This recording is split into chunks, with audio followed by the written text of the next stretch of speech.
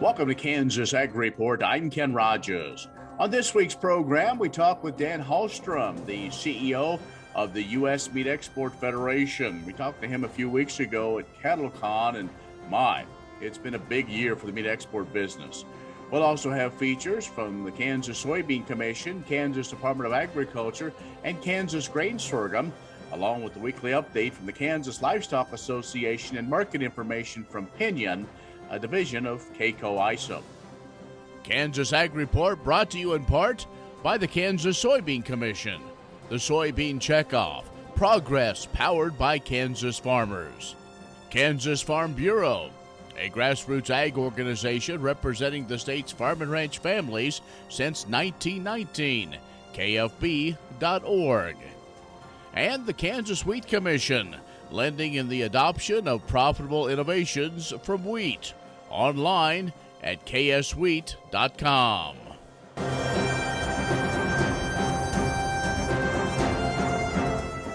And agricultural news from agview.net. FFA members and supporters from around the country celebrating agriculture and agriculture education this week during the 94th Annual National FFA Convention and Expo in Indianapolis. Held virtually last year, the event once again being held in person, but there are some virtual components. FFA members from across the country expected to participate in the event in many different ways. To learn more, visit convention.ffa.org. American Farmland Trust announcing its selection of a new national cohort of 48 leading experts in land transfers to partner in creating transitioning land to a new generation. The project will build an adaptable, skills-based curriculum to help new generation of farmers and ranchers navigate the legal, financial, and interpersonal issues in accessing and transferring land. More than 40% of American farmland is owned by folks aged 65 and older who are likely to retire in the next decade or so. Now, given those demographics, the AFT estimates that 371 million acres, or 1/3 of U.S. farmland, will likely transition to new ownership in the next 15 years. Transitioning is funded by a beginning farm and rancher development program grant of USDA's National Institute of Food and Agriculture. A 3-year project builds on their previous grant project that the Farmland Trust had, Farmland for the Next Generation. Well, both projects are part of the ongoing multifaceted partnership with organizations committed to helping beginning producers succeed. Well, pumpkins, a staple of fall traditions for many Americans who pick them and carve them out either as jack-o'-lanterns or bake some delicious pumpkin desserts. Although pumpkins are grown in many states, most of the production comes from just 10 states. By acreage and weight, Illinois, consistently the nation's largest pumpkin producer, but unlike other states, most of the Illinois pumpkins are used for pie filling and other processed foods that receives a lower price. But according to data released from USDA's Economic Research Service, in 2020, Texas led the nation in value of pumpkins produced, then Pennsylvania, followed by Illinois, then California. Recently, the average retail price for jack-o'-lantern style pumpkins was $4.09 a pumpkin. That's up 12% compared with the same week last year. Find more ag news at agview.net. We'll be right back. The Kansas Ag Report brought to you in part by Kansas Grain Sorghum, growers working together. Learn more at ksgrainsorghum.org. Grass and Grain, online or in the mail, keeping Kansas farmers informed for over 60 years. grassandgrain.com. Grain sorghum is one of the most important cereal crops worldwide, and Kansas leads the nation in its production. Over the years, sorghum has been either exported, used in animal feed domestically, or for other industrial uses. Recently, its use in the ethanol market has seen tremendous growth, with 30% of domestic sorghum typically going to ethanol production. Kansas Grain Sorghum is committed to sorghum research, market development, and education. Learn more at ksgrainsorghum.org.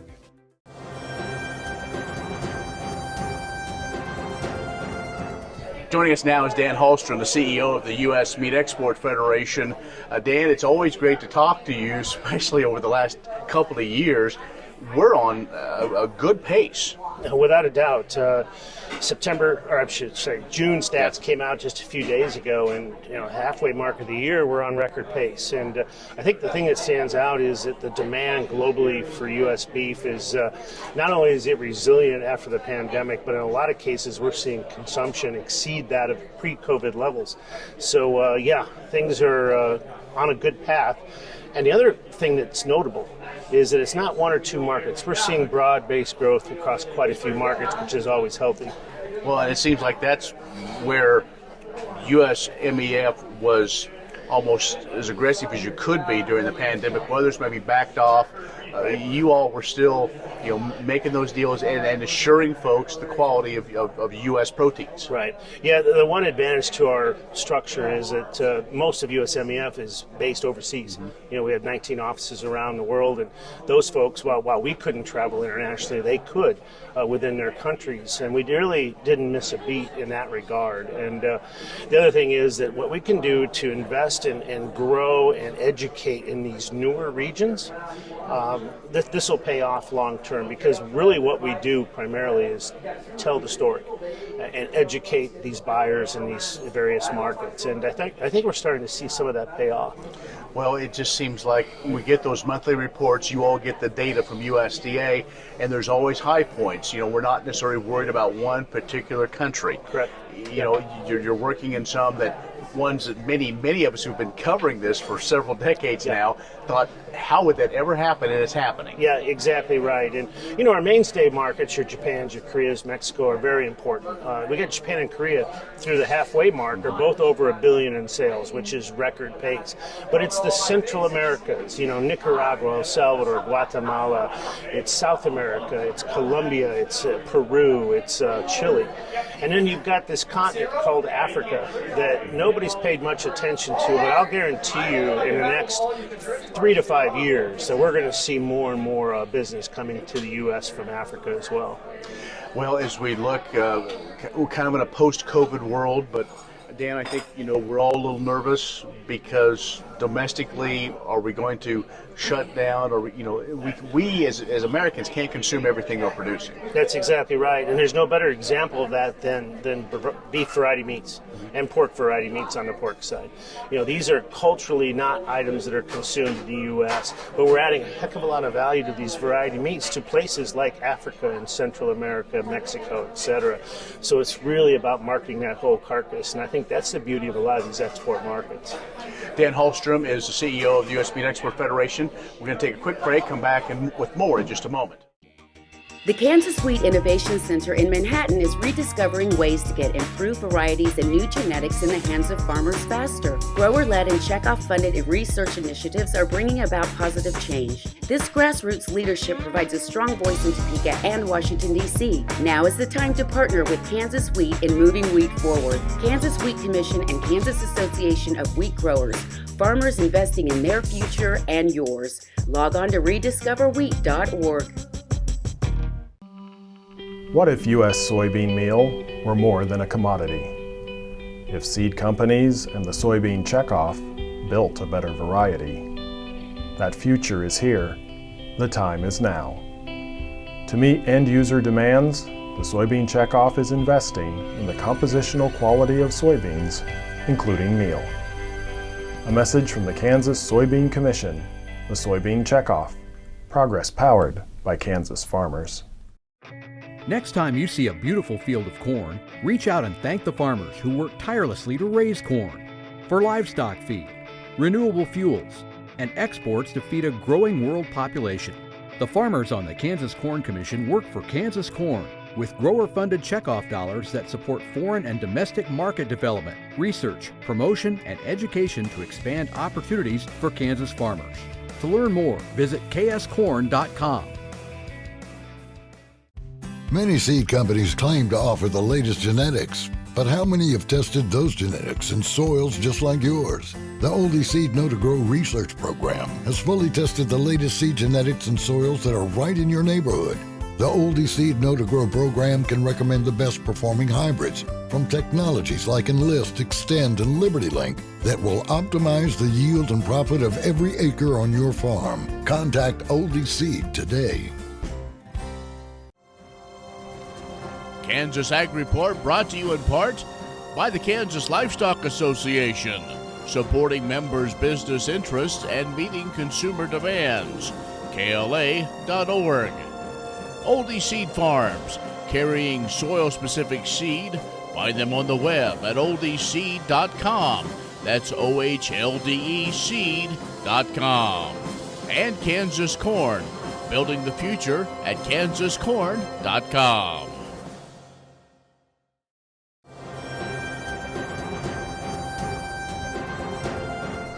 Dan Halstrom, the CEO of the U.S. Meat Export Federation, is joining us. We're at CattleCon, by the way, in Nashville. And Dan, let's a couple of those big markets we do want to talk about, and that is Japan. Japan's been one of those that over the years has been a great market, and we've had a little challenge a few months ago coming back around. Are we back to normal or getting that way? We are back on a level playing field, yes. But we did have a hiccup back in March with the implementation of the beef safeguard, which we knew would be triggered. And we were about 4 weeks where we were at about a 13% disadvantage on inbound duty. So consequently, the numbers in March and April were down a bit. We're now back. We're rocking and rolling, and for the year we're up a couple of percent. But that's a little bit misleading. I think for the year we'll be up quite a bit more because we're already seeing a rebound like you can't imagine over there in all sectors. We'd be remiss to not talk about China. The Phase 1 trade situation, there's a lot with so many different products. Yeah. There was a small part there for beef. Yes, if you had to pick one market that might be a single success story that we should talk about, it would be China. Implementation of the Phase 1 deal was in March of 2020 on beef, and that allowed plants for easier approval of plants. The requirements for the cattle were easier. We were expanded access in terms of hormone enhanced cattle were allowed into China, which was a big change. So we're seeing that supply chain on a live side start to get much larger, and we're starting to see it reflected in the numbers. And we're at $600 million in exports to China, which makes it the third largest market currently. So definitely a success story. Let's talk about USMCA. There's been a lot of discussion of do we review? Is it working? Is it not? Canadian and Mexican markets huge for U.S. Yeah, the USMCA situation for beef and pork, for that matter, is very, very important. It's our largest trading block when you combine them together, and if you can't get along with your neighbors, who can you get along with? But from our perspective, it's working well, and the system is working. We're starting to see Mexico and Latin America in general to rebound from COVID, from the pandemic, and we're starting to see tourism come back. In fact, I would say that demand in Central America and Mexico is literally booming at the moment. So that's especially important for variety meats, especially important for things like rounds. We don't talk about rounds a lot, but Mexico is a huge destination for that sort of product. All right, Dan, we appreciate the update. You and your team does great work, and so thanks, and we'll continue to update as we get a chance to talk to you. Yeah, thank you so much. Dan Halstrom, who's the CEO of the U.S. Meat Export Federation, has joined us. Stay with us. We'll have more coming up. Next time you see a beautiful field of corn, reach out and thank the farmers who work tirelessly to raise corn for livestock feed, renewable fuels, and exports to feed a growing world population. The farmers on the Kansas Corn Commission work for Kansas Corn, with grower-funded checkoff dollars that support foreign and domestic market development, research, promotion, and education to expand opportunities for Kansas farmers. To learn more, visit kscorn.com. Many seed companies claim to offer the latest genetics, but how many have tested those genetics in soils just like yours? The Oldie Seed Know to Grow research program has fully tested the latest seed genetics in soils that are right in your neighborhood. The Oldie Seed Know to Grow program can recommend the best performing hybrids from technologies like Enlist, Extend, and LibertyLink that will optimize the yield and profit of every acre on your farm. Contact Oldie Seed today.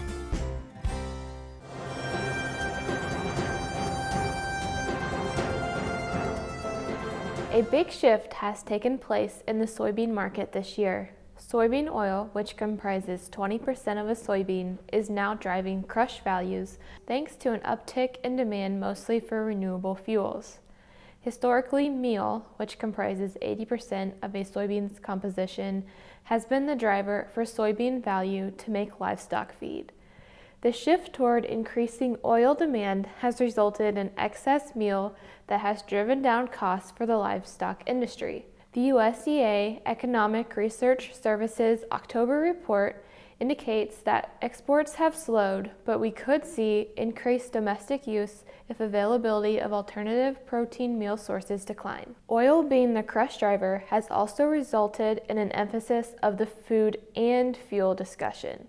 Ohio Lake soybean oil has entered the playing field as a solution for the food and baking industry to source quality oil that meets its needs. The factors driving soybean crushing and crush capacity in the U.S. are changing simultaneously. Soybean checkoff states across the Midwest are celebrating new crush facilities coming to their state, Kansas included. Earlier this month, Bartlett, a Savage company, shared plans of a new facility with a capacity of 38.5 million bushels of soybeans annually. Keep up with the United Soybean Board and Kansas Soybean Commission for continued news on these topics. What if sustainability were synonymous with U.S. soy? If energy efficiency, water quality, and soil health help define U.S. soy's value, that future is here, the time is now. To meet end-user demands, the Soybean Checkoff is committing to sustainability that's achievable, worthwhile, and enduring. A message from the Kansas Soybean Commission, the Soybean Checkoff, progress powered by Kansas farmers. Premier Farm and Home has what you need to make your lawn the best in the neighborhood.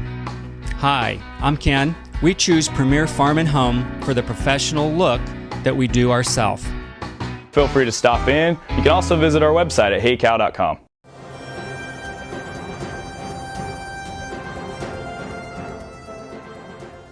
Fall means the holidays are just around the corner, and if you're making your list so you can celebrate the state we love by giving the gift of Kansas with great products made by From the Land of Kansas members. From the Land of Kansas is the state trademark program, promoting and celebrating agricultural experiences and products grown, raised, or produced in Kansas. Kansas-made food and other products not only make unique gifts, but they also support Kansas farmers, ranchers, and agribusinesses. Look for the From the Land of Kansas logo when shopping at gift shops, boutiques, and grocery stores. When you shop Kansas, you support local Kansas companies. During the holiday season, giving the gift of Kansas is even easier. We have 3 different holiday boxes that can be ordered online and shipped directly to your family and friends.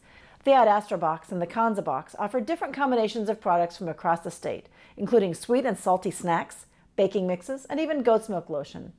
This year we've added a new box, the Blue Stem box, which will be popular with popcorn lovers. Order by December 10th to ensure delivery by Christmas. For other gift ideas or to find retailers or Kansas businesses near you, visit FromTheLandOfKansas.com. If you don't live near the retailers, you can also shop online at the From the Land of Kansas Marketplace at shop.FromTheLandOfKansas.com, where you'll find everything from cheese and snack mixes to pet treats and lavender candles, and of course those holiday gift boxes. Look for the From the Land of Kansas logo and make Kansas part of your holidays this year, from the gifts you give to the meals you prepare. The Kansas Wheat Innovation Center in Manhattan is rediscovering ways to get improved varieties and new genetics in the hands of farmers faster. Grower-led and checkoff-funded research initiatives are bringing about positive change. This grassroots leadership provides a strong voice in Topeka and Washington, D.C. Now is the time to partner with Kansas Wheat in moving wheat forward. Kansas Wheat Commission and Kansas Association of Wheat Growers. Farmers investing in their future and yours. Log on to rediscoverwheat.org. Official estimates for this year's grain sorghum production continue to roll out as USDA released its October WASDE and crop production reports on October 12th. Extending a positive trend and reflecting a good growing season throughout the sorghum belt, grain sorghum production is forecast higher overall from last month, with a 2.6 bushel per acre increase in yield to 72.3 bushels per acre on average. Last month's September WASDE also increased planted acreage estimates from this summer to 7.3 million acres, a 25% increase over last year. Kansas is set to lead the nation once again in sorghum acreage at 3.6 million acres planted and boost production to an estimated 268 million bushels this harvest season. That's up nearly 13% over last year. Increased production also means opportunities for the Kansas Grain Sorghum Commission in concert with the National Sorghum Checkoff to foster markets for your crops. The Kansas Grain Sorghum Commission is led by a board of farmers elected by farmers to steward checkoff resources in our state. If you would like to be involved on the commission, your chance is quickly approaching as the Kansas Department of Agriculture will hold commodity elections in the eastern tier of Kansas this year. Growers in eastern Kansas who plan to campaign for a seat on the Kansas Grain Sorghum Commission should be gathering petition signatures now to meet the November 30th, 2021 filing deadline. The upcoming 2022 election will cover districts 7, 8, and 9, or the eastern third of Kansas. To be eligible to run for the Kansas Grain Sorghum Commission, the candidate must have been actively engaged in growing grain sorghum within the preceding 5 years and may only represent the district of their primary residence. And to hear more information about sorghum in Kansas, listen to the Sorghum State Podcast, sponsored by the Kansas Grain Sorghum Commission. Find the latest episodes and much more at ksgrainsorghum.org. And for Kansas Grain Sorghum, this is Adam York. Grain sorghum is one of the most important cereal crops worldwide, and Kansas leads the nation in its production. Over the years, sorghum has been either exported, used in animal feed domestically, or for other industrial uses. Recently, its use in the ethanol market has seen tremendous growth, with 30% of domestic sorghum typically going to ethanol production. Kansas Grain Sorghum is committed to sorghum research, market development, and education. Learn more at ksgrainsorghum.org.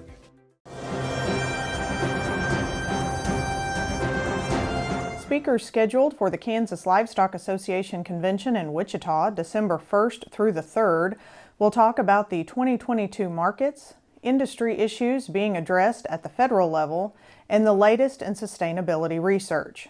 Cattle Facts Chief Executive Officer Randy Block will take the stage during Beef Industry University to talk about what the cattle and beef markets might hold in store over the next year. During his comprehensive outlook, he will assess where the industry stands regarding cattle numbers and what that means for beef supplies in 2022. Block also will factor the economy and competing meat supplies into his forecast for domestic beef demand and share feed and energy cost projections. National Cattlemen's Beef Association President Jerry Bone will be on the BIU program as well to give an update on issues being debated in Washington, D.C., including cattle marketing, tax policy, waters of the U.S., and others. During another session, Elanco Animal Health Chief Sustainability Officer Sarah Place will discuss the strides made thus far in livestock production to reduce the industry's environmental footprint and the continued efforts taking place. Kansas native and former Green Beret Commander Mark Nooch will be the keynote speaker at the Cattlemen's Banquet. Nooch will share his true life story of helping lead one of the most successful unconventional warfare campaigns in modern history, where a 12-man team of U.S. Special Forces rode horses to successfully overthrow the Taliban. The events of that mission inspired the major motion picture 12 Strong. For more information on the KLA convention, go to KLA.org. Kansas Corn reminds you that E15 fuel is the right choice for every kind of driver. For the car enthusiast, E15 has higher octane. For the thrifty driver, E15 is priced lower than regular unleaded. For the nature lover, E15 provides cleaner air. For the shopper who buys local, E15 has more ethanol from our Kansas corn farms. Choose E15 for a higher octane, lower price, cleaner American fuel. Message from the Kansas Corn Commission. Learn more at kscorn.com. Imagine turning soybean oil, used cooking oils, and waste animal fats into fuel so amazing it drives U.S. jobs and our economy forward. Learn more about biodiesel at americasadvancedbiofuel.com. No one plans to get sick or injured, but when life happens, it's important you and your family are protected.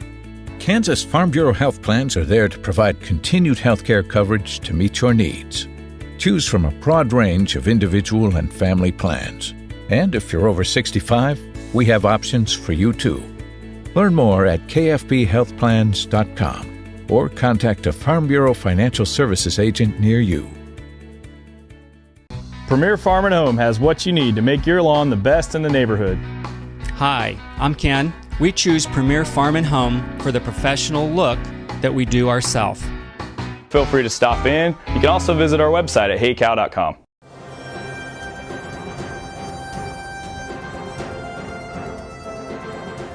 Good morning. I'm Darren Van Vactor with Pinion Risk Management, a division of K-Coe Isom. The market news has been fairly quiet from a headline standpoint. Corn demand has been good, with many analysts thinking it needs to move higher. Soybean exports are still behind pace, although domestic crush has been good, with demand coming from the edible oils and biofuel space. Harvest progress showed beans at 73% and corn at 66% complete, and winter wheat plantings were estimated at 80% complete on the week.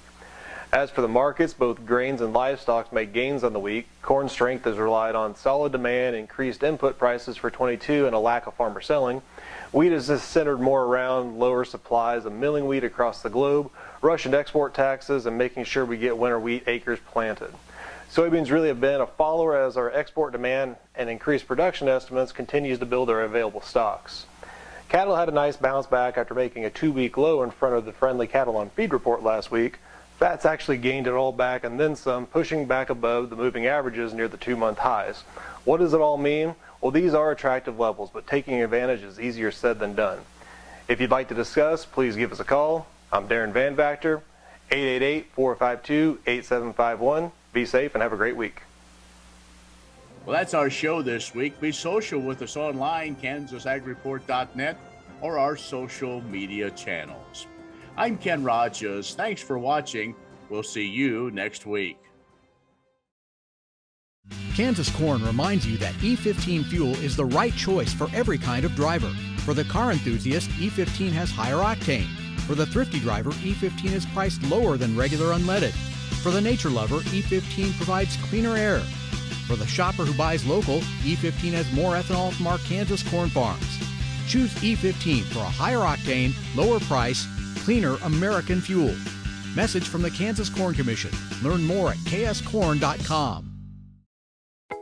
Are you looking for Medicare supplement insurance plans? Now is a good time to look at your options with Kansas Farm Bureau Health Plans. A Medicare supplement insurance plan can help cover certain out-of-pocket expenses Medicare doesn't cover. Things like deductibles, co-insurance, and certain limitations that can be costly in the event of an accident or illness. With Kansas Farm Bureau Health Plans, you have options to Medicare supplement insurance plans with 4 levels of affordable coverage and service from an organization known for its commitment serving Kansans. We encourage you to compare our rates. For more information and to get a quote, contact a Farm Bureau Financial Services agent near you or visit kfbhealthplans.com. Medicare supplements insured by Members Health Insurance Company, Columbia, Tennessee. Not connected with or endorsed by the U.S. or state government.